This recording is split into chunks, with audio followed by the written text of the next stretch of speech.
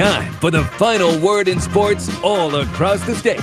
You're listening to Sports Talk with your hosts, Phil Kornblue and Will Pelagic.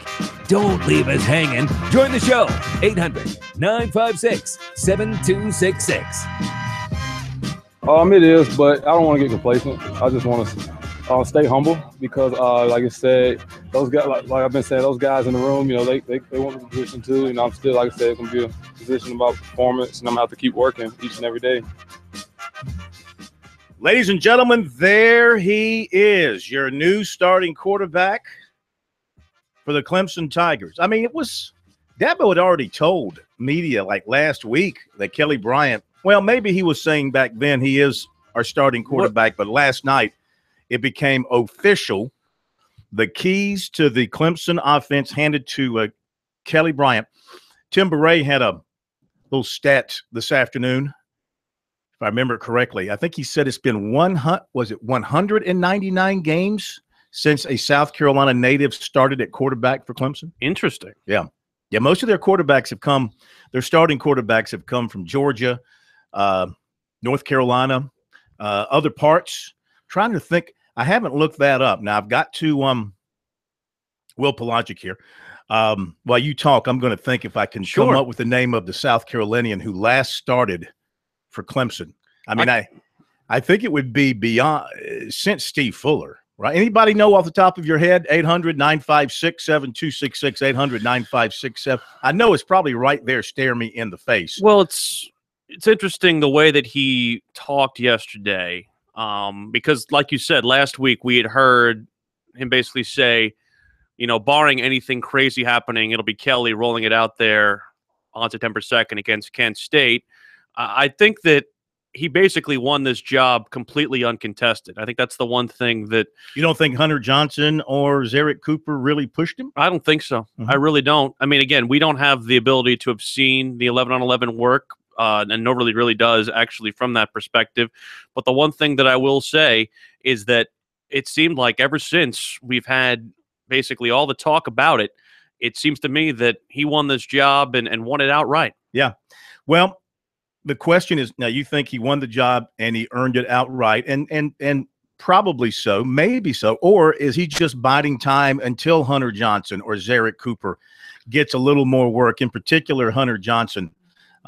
We shall see. We shall see. Remember, Deshaun Watson did not start for the first several games of his career at Clemson. Now, he came in and played that very first game at Georgia. Don't know if you remember. Yes. He came in replace of Cole Stout, and man, he threw a touchdown pass that just zipped right between two Georgia defenders and found, I think it was it Mike Williams or Sharon Peak, whoever caught it. I mean, just the ball hit him right in the hands. High point, yeah. Yeah, so you kind of knew then and there that you had something special in Deshaun Watson. It was just a matter of time. We'll have to wait and see if this is the same situation. Meantime, do we have something to give away to the people someone who gives the correct answer here? Just a pat on the back. Do you want to give away something? I mean, this is too easy a question just to give away something as valuable as a Clemson commemorative national championship football that we do have several to give away at some point in time. We do. We're trying to save those for our pigskin previews that we'll have across the state. Yeah. Let's go to Josh in Grovetown, Georgia, and get the calls rolling tonight, if that's okay with everybody. Sure. Josh, how are you? Welcome into Sports Talk. Phil, you disappoint me. Well, hang on. Don't say it. Give me 10 seconds to think, okay? And I'm not looking at anything. Just give me 10 seconds. Give you a hint. Give me 10. I don't need a hint because I am South Carolina's most knowledgeable, informative, and best-looking sportscaster. I can say that his eyes are closed. Yep. Your eyes are closed when you evaluate how the best-looking sportscasters. The answer is goodness gracious, I should know this. 199 games. So that's a long time. Steve Fuller. I know it's been somebody since Steve Fuller. Who you got? How about Woodrow Dantzler? The Woodman. Woody. From Orangeburg, Wilkinson. Absolutely. Come on, Phil. Yep. It just slipped by me. All right, that's all I had. I did not do any investigating on this. I was going to see if it would come back to me on my own, but thank you. How long would it have taken you to think of that name? Well, I'd gone all the way back to 77 with Steve Fuller. Well, And I was trying to 199. go through the decades. Let's think about 199. Say 11, 12 games a year. That's at least, 15 years 16, or so. 17 I would years. have eventually come up with Woody Dantzler, who, one of the all-time greats at Clemson. That's still hard to believe that he is the last South Carolinian to start at quarterback for Clemson. Interesting. Yeah. Hey, thank you for that. We appreciate it. As we transition to Deshaun Watson, and similarly, Deshaun is not going to be the starter in his rookie season first game with the Texans. It's a very similar situation, I would say, to what Clemson has, because the Houston Texans, as we've talked about for the entirety of training camp, they've got the complete team around them, basically with the exception of quarterback. They've got an amazing wide receiver in DeAndre Hopkins. They've got a fantastic defense and skill position players all around. They just don't have what you would consider an established quarterback. But Tom Savage is a 4-year pro, knows the offense. He gets the nod over Watson. I don't agree with it, but you know what? Who cares? All right, you people are forcing me to go to the Clemson media guide. Oh, Do we have somebody questioning that answer of Woody Dantzler? Who do we have next? Ron in Myrtle Beach. Are we wrong? Was he wrong? Oh, maybe he wasn't. Let's see. I'm going to the Clemson media guide, and let me see if I can find here under the end. Why don't you tell everybody what we got on the show tonight while I am looking for this? We got a lot today, Phil. There's news out of NC State, right? News out of NC State. We had 5 players basically involved in an off-campus incident at a party. 2 players dismissed from the freshman class and 3 suspended amid sexual assault allegations. Antoine Thompson and Kevin Brown have been dismissed from the team. Isaiah Moore, Aaron Collins, and Xavier Elias have been suspended for violations to the Student-Athlete Code of Conduct, Dave Duran said today. And the University of Police are working with the Wake County District Attorney's Office, and they're also investigating whether or not there are any Title IX violations. And according to some of the investigations, these alleged assaults that took place, they're looking at least 3 separate assaults alleged involved these 5 men, and they say these are not stranger assaults, which is bad. The thing about NC State is these aren't guys who would be regular contributors to the team, but still a bad look for a university basically 11 days before their first collegiate game of the season. It's not a good look for them, and a little bit of shakeup around a Wolfpack team that will open against the Gamecocks in Charlotte. That is the last thing you want as a head coach. That is the last thing you want, is this sort of distraction, whether it's with starters or backups. I mean, fortunately for them, from the standpoint of the impact on the team, it'll be very, very small because these guys were probably bit players. But you just hate that kind of distraction leading up to a ball game. All right, back to the phones. I'm going through my notes here, and I'm looking to see if I can find someone other than Woody. Go ahead. Who is this? Andy in Columbia. Andy in Columbia. Hello, yes. Andy. Mr. Corn. Yes. Don't rack your brain too hard, you Yankee fan. My brain's been a little bit. Met fans have all the answers for That's right. That's right. Look at that. A Met fan is my favorite guy. I love that. Call this show and crack on the Yankees after we just swept you in 4. Oh, I mean, my you God. still owe me money from years and years ago. So the chutzpah you are showing across the state is just mind-boggling. He says he has the answer. Well, I'm waiting for it. Willie Corn. Yeah, Willie Corn. He did start a game. He did. Yeah, technically Willie Corn. Sooner than Woody. After Woody, yeah. He started, I believe, in Sweeney's first year. Started against Georgia Tech and got hurt, if I'm not mistaken. I don't know. You know, I'm not a Clemson fan. I just happen to. That'd be 97? No wonder I can't find him in any stats. Yeah, it was 97 would have been his first year. Willie Corn, you being new to the state, I'm not sure if you're familiar with Willie. Willie was. I was 10 years old, Corn. Yeah, Willie was at Burns High School, and no, it was later in 97. It would have been the early 2000s because he led them to the state championship game that I've covered. And he was, one of the most highly rated quarterbacks in the country, committed early to Clemson like as a junior. The name's familiar. And he got hurt. He was just beset by injuries, never got a chance to establish himself. Did get the chance to start that game. I think it was against Georgia Tech, and hurt his shoulder and was not really heard from again. He's now an assistant coach and up-and-coming assistant football coach at Coastal Carolina. He had been at Charleston Southern. All right. Go Chanticleers. Great start. We'll be right back.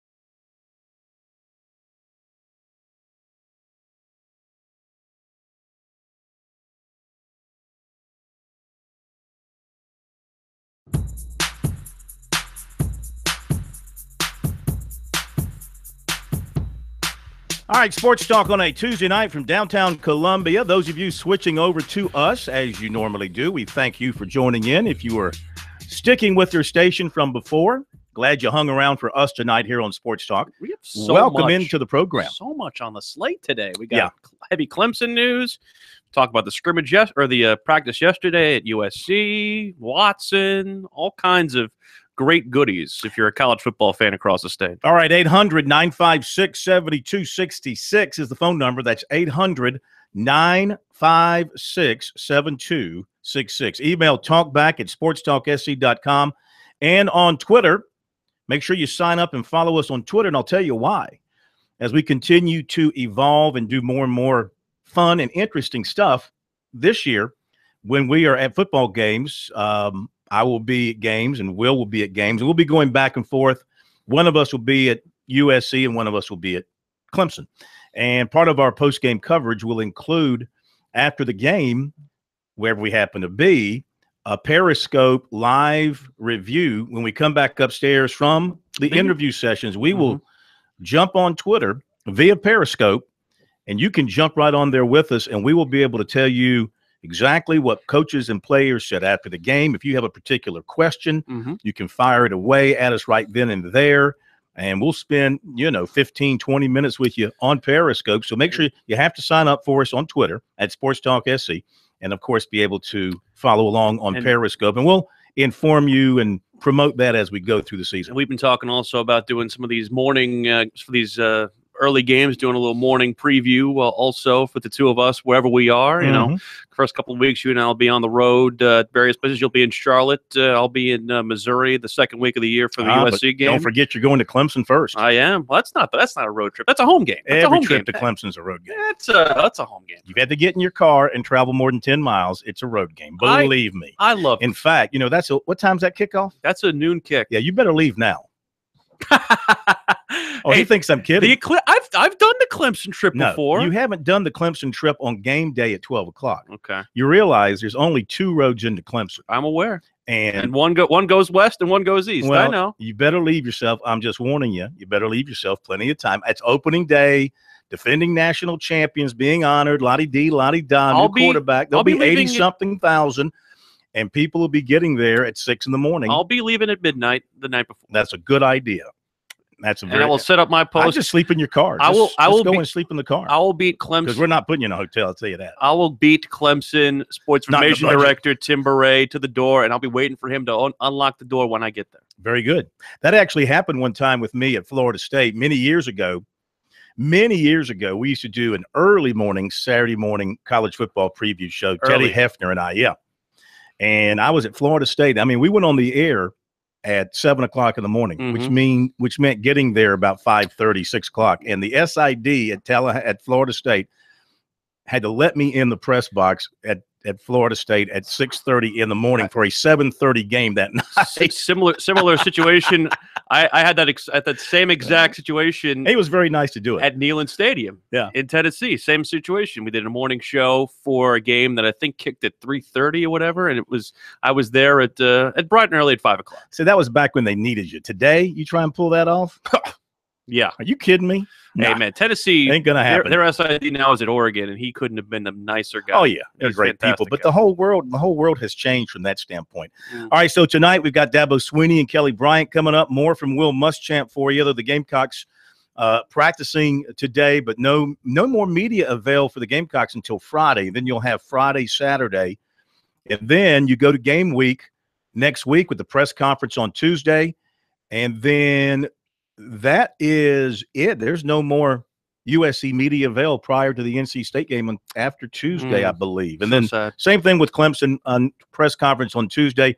Dabo will do his thing next week on Wednesday, and then that'll be that. Kerry Tharp coming along as we look back at the weekend, the Kyle Busch weekend at Bristol. And we'll hear from Bill O'Brien and why he decided to name Tom Savage his starting quarterback. Still don't believe it. Yeah. I'm not happy about it. All right, couple of quick notes. AP All-American team today, 2 from Clemson. How about this? Dexter Lawrence was named first-team preseason All-American. Christian Wilkins was named second-team. I think you've got that backwards. Interesting. I mean, or both of them are first team. Well, the guy who got named first team alongside Dexter, Ed Oliver out of Houston, I saw him play last year against Oklahoma, and he kind of had a coming out party as a freshman. He is a load. He's one of the top-rated recruits coming out of high school as well. You can't watch Christian Wilkins and not have him as a first-team All-American. I mean, the guy can play defensive tackle. He can play defensive end. He can play fullback. He can catch passes. I don't disagree. He's an unbelievable athlete for a guy his size. I don't disagree, but you only can name two. I mean, so yeah. I think they had something wrong with going maybe naming two of them. So, and didn't you you sent me a little text about some national writer who did not include Clemson in the top 10? Joel Klatt said that he does not have Clemson in his top 10 to begin the year. He has Ohio State, Bama, Southern Cal, Florida State, Washington, Penn State, Michigan, Oklahoma, Oklahoma State, and Wisconsin are his preseason top 10. Clemson, the defending national champions, nowhere to be found. All right. Well, that's one man's opinion. Doesn't mean anything. The only poll that matters comes out of Dallas starting in October. True. 800-956-7266 to your calls in a moment. Why did Dabo Swinney and the Clemson offense decide to go with Kelly Bryant as the starting quarterback? Here is what Dabo had to say about that. That we have named Kelly the starter. So he's earned it. He's going to be our starter, and we're excited about that. I'm really proud of Kelly. First of all, if you guys knew how precise we are in our grading and our evaluation and the things that we put these guys through, this has been a great competition, first of all. And I'm really proud of all the guys because they're just good people. And I love to see competitors, they all want to be the guy, but I love to see them happy for somebody else. And so it's been a really good spirited competition. But this part of the competition's over, and Kelly won it. It's just that simple. He won it. Grades have to count. Everything matters. And, I'm really proud of him because, he had from when he got here to where he had a long way to go. And he's embraced it. And now he's really playing with a ton of confidence. He's doing a great job of leading. So that's where we are. Zarek will be number 2, first guy off the bench. And Hunter's right there. I mean, they're right there together. So, hopefully we can get all 3 of those guys some playing time in the first part of the season here. Just we got no experience, so that's an issue that we hopefully can remedy as we go through this first month. I know he said after spring that he really wanted to improve passing. What strides did you see him make there? Huge strides. Just his confidence, his timing, his rhythm. This spring he was making the right decisions, but our rhythm wasn't quite where it needed to be all the time. But again, first time he's getting that amount of reps, and really with the first team guys at that pace. So he had to really, I think, grow in his confidence, anticipation. You can't wait till they're open. The ball's got to be there while they're coming open. And so he's really, really improved a ton. But he has complete ownership of what we're doing. I mean, he's got it. He knows the details of what we're doing. And again, like I said, I mean, if he'll just go be Kelly and do what he's done on his practice field, he's going to be just fine. All right, Dabo Swinney, we have a poll question on Twitter. Your reaction to Bryant being named the starting quarterback. 52% say wait and see. 34% say this is scary. 14% very confident. You can go to our Twitter timeline and surprised vote. By that answer. I'm surprised. Yeah. All right, quickly back to the phones we go before the bottom of the hour break, and we'll continue with your calls here on Sports Talk. Delvin, down, up, and around in Fountain Inn. Hey, Delvin, welcome in. Hey, guys, thanks for having me. First of all, congratulations to Kelly Bryant. It was a lot of talk about him. If he don't get position, he was going to move the route. See what he first going to take over. Credit to him. He worked hard, and he got a starting job. All credit to him. And Phil, I was going to call in to give you a hint. I would say the guy who played the last second on the player that started for Clemson was a guy, is his mentor. And, of course, it was Woody Dancer, his mentor. That's who mentored him. So I was going to give you the hint right there. He's been talking about, in this whole county that you've been mentoring. Yeah. But actually, it's Willie Corn.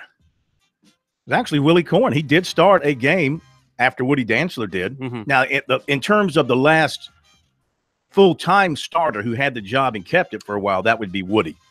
But Willie Corn did start a game since then. Shall we go to Darlington next? No, that's next hour. Oh, it's next hour? We'll be back. Okay.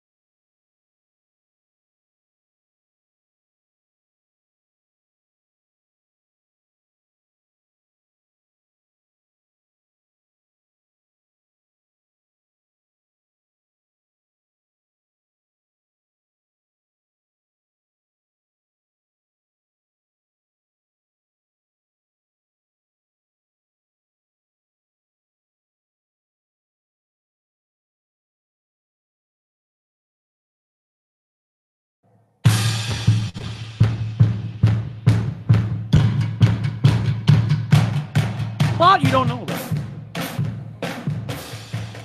We are back. Sports Talk, South Carolina Radio Network. Phil Kornblut, Will Pelagic. Sir. Here in downtown Columbia at our plush, cool, eclipse-free Learfield Studios, along with Jared Rogers Martin Jarmard, who continues to celebrate the eclipse of 2017 with various liquor drinks and still wearing scantily my clad glasses. women. You still got your glasses? Still wearing them. You know, actually, I'm going to keep mine because they block out the sun so well. I mean, if you're on the beach and you want to get the sun out of your eyes, just put on those. It's nighttime anytime you put those glasses on. It could be a fashion statement. You know, we could just see those, linger around as we get closer and closer to the fall. Yeah, and just keep them for the next pass in 2045. They're very hipster. August 12th, 2045. If you're making plans for your next party, when it's going to pass over South Carolina. Yes. This part of the country. Because that's all we really care about. We don't care about the rest of the country. No. Back to the phones we go. To heck with Dallas. And it is Charles down in Charleston. Charles, welcome in. How are you? Hey, how you guys doing? Good. How you doing? Good. Hey, about the Clemson quarterback situation, we know that Kelly Bryant can run. He's a tremendous runner. Yes. But if he can only improve his passing accuracy, he would be a nightmare for defenses to try to defend. Because if you can run and throw, you got him. Because, I mean, we're talking college. We're not talking NFL, but we're talking college. So if he can improve his accuracy, he should be dynamite. Well, I think the one thing, Charles, I don't think that they would start him if they didn't think he was accurate and didn't have the kind of symbiotic relationship with his receivers that he does. What kind? Right. Symbiotic, you know. Right. Very good. That's a big word. Big word for you. Well, I'm just for saying, a lot of people. I'm just saying from the standpoint of that sounds like something related to giving birth. Symbiotic. No. When it comes down to it, I think he could be, at least from what we saw out of these three quarterbacks, the most accurate. I think they all could be accurate. The one thing that I'm concerned about with Kelly is that clock inside his head and pulling it down to run more often than actually trusting his reads and trusting his throwing ability and making himself able to connect on throws and trusting himself more to throw the football instead of trying to use his legs. They believe that he's a better passer than he has been, that he has gotten better. He needs to be. To be quite honest with you, I mean, my eyewitness account is that the times I've seen him, and that's been limited because we've only seen him take 100 snaps in his career, and most of those were runs. He was not a very good passer during those first two. He didn't get much of a chance, and obviously didn't get much of a chance to work with the first team. Only 9 passes last year, yeah. So they must believe he's come a long way, because if you're a defensive coordinator, not so much at Kent State, but if you're Kevin Steele, and you're the Auburn defensive coordinator, and you've got talent that can match up with Clemson's offense, you've got Kelly Bryant at quarterback, you're going to make him be a passer. Of course. You are going to make him be a passer, and we're going to see how this all plays out in terms of strategy, who has to adjust to what, how does Clemson adjust its game plan if it has to, or does Kelly Bryant, does he say, the trick's on you, I can throw the football accurately? I think the one thing that you need to do if you are a defense is you need to apply pressure as much as possible and make him speed himself up in his mind and make him think that there's rush coming from different places, because when you get out there for the first time, it's all new for you, especially because a lot of times you'll know what's coming by this time in camp. But when you start seeing these different defenses game plan against you, you don't know where the rush is coming. And I think, from Kelly Bryant's standpoint, he's the best choice for Clemson because he gives the most for opposing defensive coordinators to think about. You don't think about the same things with Kelly Bryant that you do with Zara Cooper and Hunter Johnson. Well, true that, and really no defensive coordinator knows what to expect from any of Clemson's quarterbacks. Also true. They don't have much tape on Bryant, and the tape they do have probably is not the same quarterback that they've looked at on tape. The quarterback there is there today. I think we all know what his skill set is at this point. Well, no, my point is that they must believe he's better as a passer, or he would not have won the quarterback job, and he must have done the best job of protecting the football. You have to win the trust of the quarterbacks, Brandon Streeter, the quarterback coach, Tony Elliott and Jeff Scott, the coordinators, and, of course, the head coach. You have to win their trust that you're going to protect the football, and I would imagine that the freshman had more issue with interceptions and things of that nature compared to what Kelly Bryant did, and that's why he was able to hold on to the job. Remember, he had the job coming out of spring. It was up to him to hold on to it and fend off those other guys. All right, 800-956-7266. Now, you were over, and you got a chance to watch USC, the only open practice of camp for the Gamecocks, and you got a chance to watch it all. And you were tweeting out last night over at Williams-Brice. What'd you think about what you saw? Yeah, we got some video and photos up at SportsTalkSC.com. We missed them in live action last night on our Twitter. Some of the things that I saw, one of the things that Will Muschamp said to us on Saturday is that the wide receiver depth is enhanced by the fact that so many of the tight ends can flex out and play the slot. I saw a lot of Hayden Hurst and Casey Crosby going out and flexing in the slot, with Jacob August used as a wing, especially attached to the line as well in the run blocking game, and also as kind of a swing pass option. The left tackle battle is still going head on. I know that we heard from Muschamp Saturday that Malik Young kind of got dinged up in the Saturday scrimmage. He and Dennis Daly were still shifting in and out. I think Daly played maybe 3 of every 4 snaps from Malik Young at left tackle, but that might have been just because of the fact that Young is still getting over that shoulder injury that he had, which is just a little bump and bruise type thing. Alex Wozniak hooked a 50-yard field goal wide left, but then made his next attempt. Parker White connected from 30 yards. The only real absence from the scrimmage was Rendricus Davis. And Stephen Montag as well. They both did not participate. But outside of that, the one thing that impresses me is that so many of the people who have been counted on as major participators for South Carolina, they've remained very relatively healthy. I mean, there are some guys who they've lost to they were trying to count on this year that are not practicing right now and are on the shelf for the rest of the year. But as far as major contributors, they've been relatively healthy. And A.J. Turner was impressing as well at the running back position. Some of these guys, too, it's interesting. You expect to see certain guys and then other guys step out. A.J. Turner really stepped up to me, and he's a guy, too, from my neck of the woods, the D.C. area. He was getting a lot of run at the running back position. Tyson Williams as well. There's just a lot of talent on the offensive side of the football. Jake Bentley was very, very crisp. And the one thing, having seen Deebo Samuel on the field in person, it's still always amazing to see how amazing that 0 to 60 type speed of his is. It's incredible, and he's going to be a nightmare for defenses this year if he can get himself open. Yet he's not a blazer. No, he's just good. He's just fast enough, but he is not a 4.3.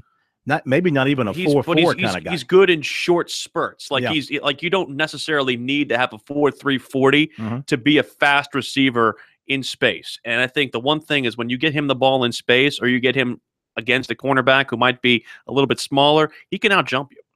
Oh yeah, he's tremendous from when he was in high school at Chapman High School, he was a touchdown machine. If I'm not mistaken, I believe his senior year he scored over 20 touchdowns. I wouldn't surprise me. He always found a way to get to the end zone, and that's what they're doing with him now. They're not only he only caught one touchdown pass last year, but he had several other rushing touchdowns as they run that jet sweep.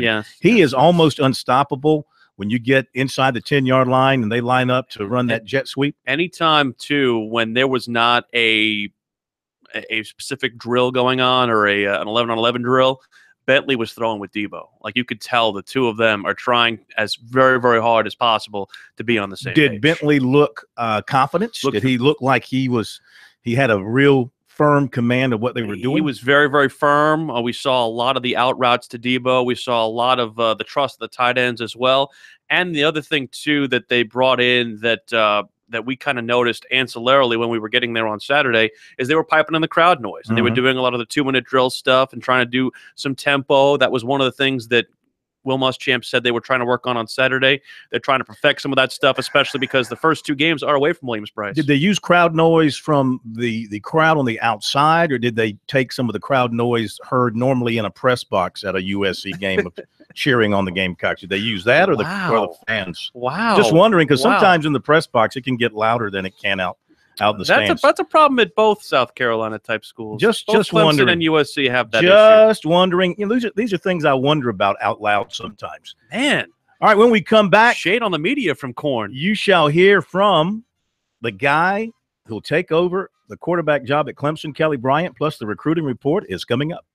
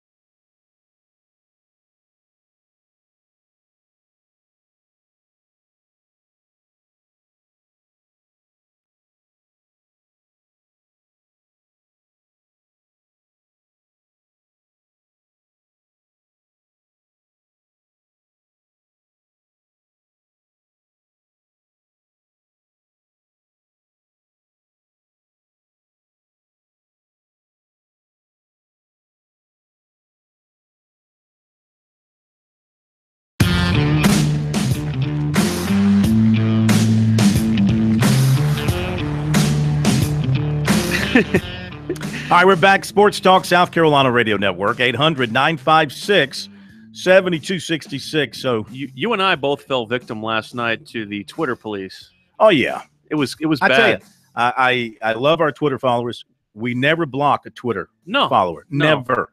As long as you're not not vulgar. Right. As long as you keep it clean, you can disagree with us, you can hate on us, you can fight with us. It happens all the time. We're big boys here with thick skin.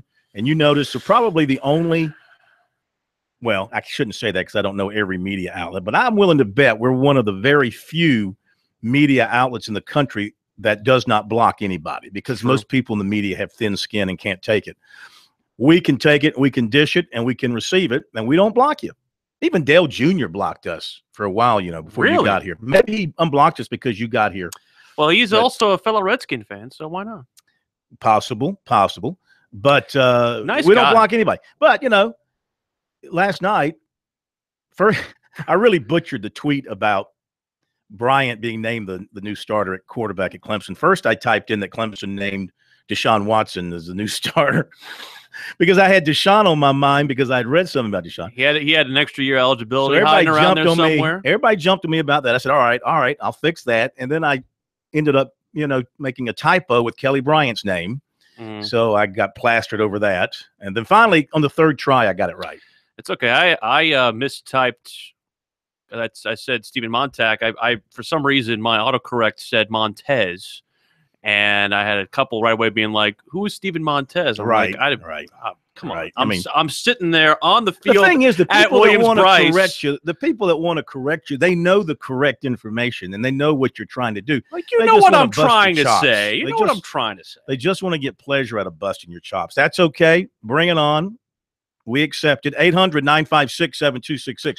Now, Kelly Bryant is your new starting quarterback at Clemson.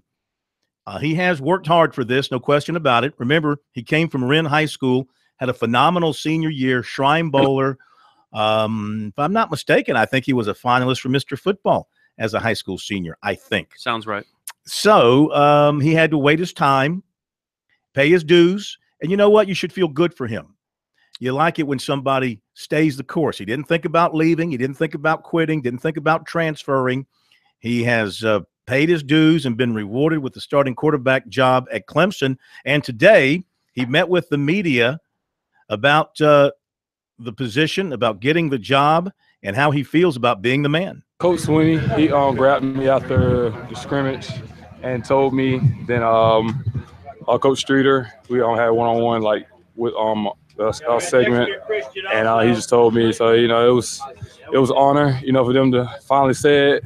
Like you said, still the work to be done. I'm happy, to be in the position I am right now. I'm just going to take advantage of each opportunity I have. You feel like through this camp that you've done that steady improvement that you wanted to kind of accomplish as you began this ball camp? Yes, sir, definitely. I feel like I've been improving every day. I just been getting that rhythm with the guys, doing everything that's been asked of me and more. Which, like I keep saying, still things need to be done leading up to the first game, and we're gonna go back in, kick back a little bit. Got school tomorrow, so go iron my outfit first day of class and get ready. I know you said that you still have some things that need to be done, but is there a little sense of relief that you were able to do this and get this put behind you? It is, but I don't want to get complacent. I just want to stay humble because, like I said, those guys, like I've been saying, those guys in the room, they want the position too. I'm still, like I said, it's gonna be and I'm gonna have to keep working each and every day. Does that mean that you feel like, hey, I'm the starter for the first game, but the second game's not a given? If I do as all asked of me, then I'm just gonna leave it all. I can't finish without regrets. I'm saying I'm just gonna do me. All right, Kelly Bryant, who of course is related to Martavis Bryant, that little town of Calhoun Falls. Is where these guys are from, and Kelly ended up playing at Wren High School, and Martavis Bryant ended up playing over at T.L. Hanna High School in Anderson. But that little town of Calhoun Falls, home of Clemson assistant SID Sammy Blackman, by the way, producing these very fine football players who ended up going to other schools and doing their thing. Don't underestimate the fact, and again, we know Dabo Swinney is not going to have an alternative, motive here, but don't underestimate how important it is or how important it might be for a recruiting standpoint to have your starting quarterback come from an in-state school. Mm-hmm. You know, this Kent State team that they'll be facing has seen better days. Yeah. They weren't, days. you know, they gave up 29 points per game last year. And, of course, they weren't playing the greatest competition. The best teams they played, or the best team they played, was Penn State. And then Penn State put 33 on them. Oh, I take that back. They did play Alabama. Yeah, Alabama put 48 on them. They did. But, you know, outside of that, those two games, well, Bowling Green put 42 on them and Western Michigan 37, but Akron 31 and Northern Illinois 31. In North Carolina A&T 39. But outside of those games, their defense did okay. 2012 they went 11-3. Yeah. And since then 4-8, 2-9, 3-9, 3-9. Not exactly what I would consider to be a big power in the Mid-American Conference. Well, my point is that this would be a good opportunity for Clemson's offense to come out of the gate and Kelly Bryant to get some good work and have a good day running and throwing and get some confidence, and then you get ready for Auburn. They have to replace almost half their defense. Senior quarterback on the other side, but, yeah, this should be a roll job. The quarterback at Kent State now, he's pretty dangerous. Nick Holley, yes. He's a runner and a thrower. He's got some really good numbers from last year, so Clemson's defense had better be on the standby for that. 1,000-yard rusher a year ago. Mm-hmm. All right, recruiting, and then we'll squeeze in a couple more calls, 800-956-7266. Offensive lineman Trey Hill, Warner Robins, Georgia, highly regarded prospect, remains open. Clemson and USC, two schools on his mind. Have not heard as much about USC with him until he told me last night that he's talking regularly with the Gamecocks, so they could be a factor here down the road. And Clemson's been on him for a long, long time. He went to camp there last summer. I think he was there this summer, went to junior day back in January. He probably will be back at Clemson for the Auburn game. He's had a Clemson offer since 2016. Also talking with Florida, Auburn, Georgia, Southern Cal, Texas, and others. Said he hears from USC about two times a week. He talks to Muschamp a lot, he said. I'm not sure if he'll get to a USC game this season. He's a national recruit. He's got big-time offers from coast to coast, and he's not quite ready yet to narrow his list. Thing about those close recruits, though, I mean, it's always easier to bring them on campus. I think Muschamp, that's the reason why he's trying to talk to him a little bit too much, just because he knows he's very, very close. Yeah, well, Warner Robins, Georgia, down in South Georgia. Mm-hmm. That would be from here. It's about a 5-hour ride. It's not bad. It'd be too bad. One baseball note, 2018 right-hander Cameron Reeves of Northwestern announced today a decommitment from the USC class. So he's opened his recruiting back up. Don't know much about that, but perhaps he's going to land on Clemson's lists. That sometimes happens when one decommits from USC or Clemson, they end up at the other. All right, there you go. Don't forget to check out our recruiting on our website, sportstalksc.com, and on Twitter. Use the hashtag STRecruiting. Let's squeeze in another call before the top of the hour break. Up to Greenville. And Roberts, welcome into Sports Talk tonight. How are you? All right. How you doing, Phil? Good. I was just going to say that they do the ESPN does 60-minute type thing or whatever. And it showed Debo on a return, and the cameraman, it looked like he was having a hard time just keeping up with him. And they spoke. The announcer said, "Goodness gracious, that guy's fast." I think in a preseason magazine, I saw where he was 4.8. So he is in the 4.4 category. Yeah, I'd round that up more towards 4 or 5. But, yeah, look. Phil Steele has him second team preseason SEC. He's sneaky fast. And you know what? He's fast enough. If he can't be caught, it doesn't matter if it's a 4.3 or 4.4. I don't take a lot of stock into those types of, especially without pads on. You know what? The only real – well, of course, I think that the team in preseason testing, they get real 40 times on you. The next time you'll get a real 40 time on him will be during NFL Combine. Yeah. And you'll see because – we see those figures a lot of time and we go, wow, I didn't realize he was that slow, or wow, I didn't realize he was that fast. I put more stock in what I see in shoulder pads than when I do see him wear underwear in Indianapolis, if you know what I'm saying. You like to see him in underwear, huh? No, that's what they wear. They wear like the compression stuff. You heard that, didn't you? They wear the compression. It's like underwear. We'll be back, top of the hour break.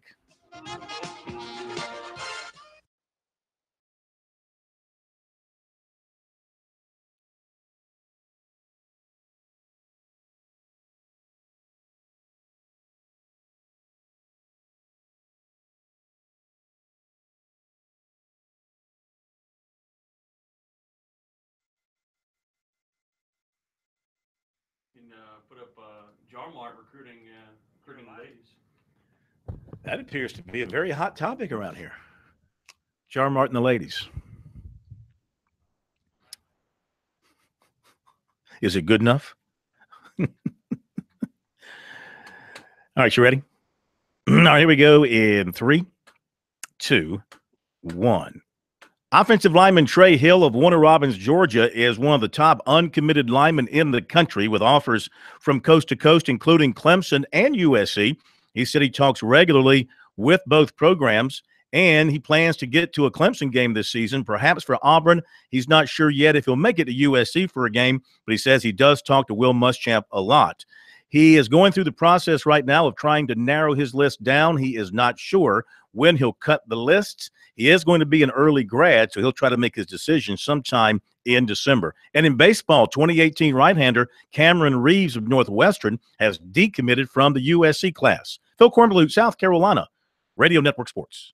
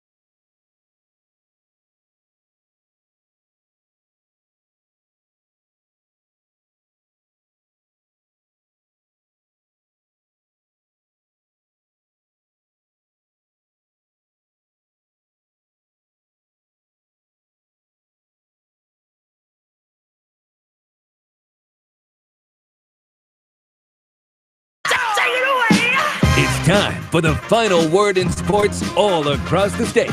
You're listening to Sports Talk with your hosts, Phil Kornblue and Will Pelagic.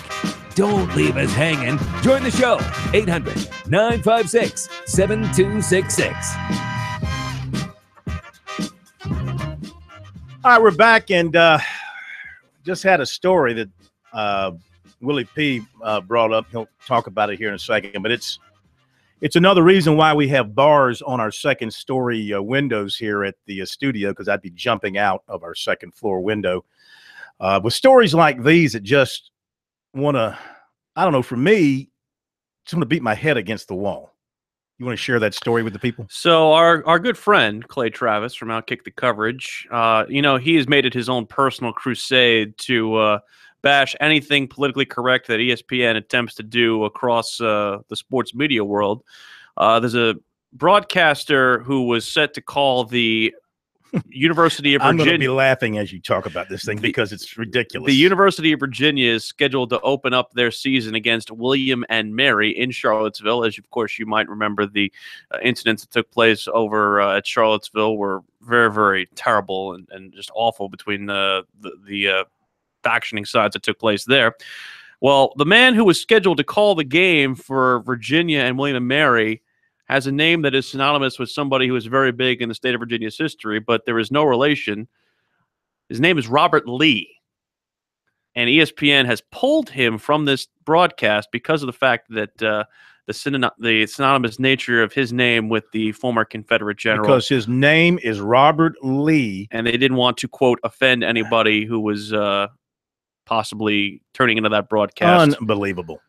Can you believe that? Seriously, is that where we are? Seems like, of course, nothing surprises me with ESPN and how stupid they are. But my goodness, what an affront to! I don't know how the announcer probably is like fine somewhere else, but I mean that's just silly. Well, that's silly and ridiculous to think that just because a guy's Bob Lee, who's one of the stalwarts on ESPN, who's also Robert Lee. His real name is Robert Lee. You're going to take different spelling, but still.